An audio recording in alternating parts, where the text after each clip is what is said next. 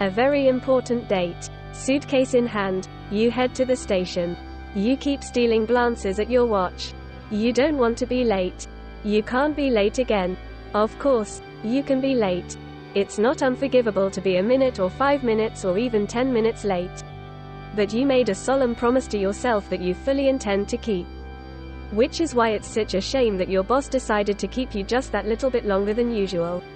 Not even for anything important either, he just wanted to chat about nothing for a bit. You wanted to excuse yourself right away, but he's one of those people that's impossible to disengage once he gets to talking.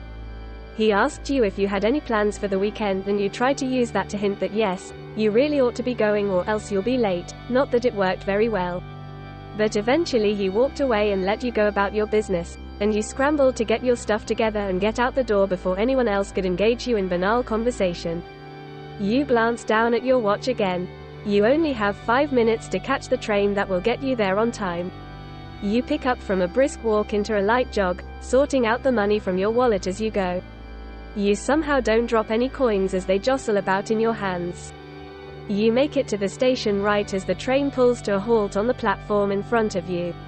You quickly throw down the exact change in front of the cashier, receive your ticket and hop onto the train.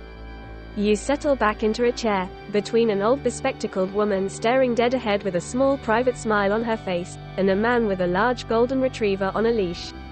You regain your breath and let yourself relax for the short journey. You've made it this far, but you're not there yet. You open your suitcase and give the contents a quick once-over. In the mad scramble to get out of your office, you thankfully didn't manage to forget anything. You take your keys out of the case and quickly pocket them to save time later. You think about what you're rushing off to. The scene that will greet you when you get home. Sweet-scented candles, tasty food, and the love of your life. You can't believe it's been 10 years already. So much time and so many memories.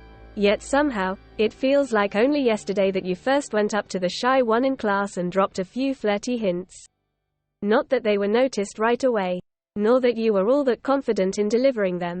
But 10 years later, it seems to have worked out pretty well, all things considered. You look down at the golden retriever and he looks back up at you with an expression of absolute serenity, his eyes wide and caring, his tongue lolling out of his mouth. He makes you think of your own dog at home, also a golden retriever. You'll be seeing him soon. You reach out to pet the dog, but you notice that he is wearing a bright yellow jacket and realize that he is a service dog. You put your hand back on your lap and just return his smile. He's doing a good job, and you don't want to disturb him. You turn around and the old woman on your other side seems to have been watching this brief exchange. She gives you an eyes-closed toothy grin and then turns to look back ahead of her. Something tells you that she too has a dog waiting at home. You get off the train as soon as it pulls into the station and hurry down the steps to the busy street below. You check your watch again. You still have time to make a quick planned stop on the way. You bluster into the florist's and pull out your wallet again. You put in an order last week to be collected today and the cashier recognizes you straight away. She gives you a broad smile as she brings you the bouquet of purple orchids from the back room. You pay her, take the flowers and quickly hurry back out the door and on your way.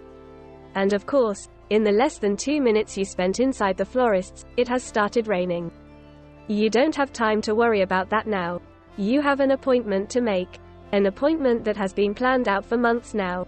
You hold your suitcase over your head and hurry down the street. You're thankfully not far from home. You fumble with pulling your keys out of your pocket without dropping them, your suitcase, or the flowers, but you manage to eventually get the door open and you hurry inside and out of the rain. You take a moment to catch your breath in the hall before you start climbing the stairs. 10 flights up, but you're too full of adrenaline to worry about how many stairs you have to climb. You're almost there. You finally reach the top. You finally reach the door. You put the suitcase down on the floor to your side and adjust your clothes. You're still wet from the rain, but it doesn't matter. You're here now. You put the bouquet behind your back, clear your throat, reach up and knock on the door. I have just lit the 2 candles on the table when I hear the knock.